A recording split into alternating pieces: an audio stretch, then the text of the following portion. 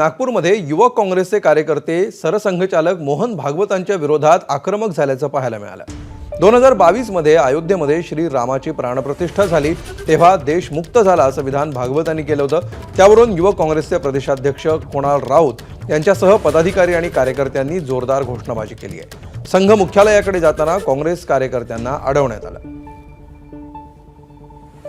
Anti national speech की है ये बोल के कि देश को अभी आजादी मिली है, इसको माफी मांगनी पड़ेगी, आरसे चीफ को माफी मांगनी पड़ेगी।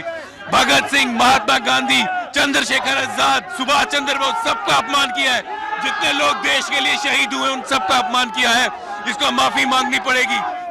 ज्या प्रकारनी मोहन भागवत जीचा स्टेटमेंट आला, आमचे स्वतंत्र सैनिक, आमचे फ्रीडम फायटर्स यांचा अपमान यांनी केला आहे, याचा विरोध मध्ये युथ काँग्रेस रस्त्यावर उतरले। एबीपी माझा, उघडा डोळे बघा नीट।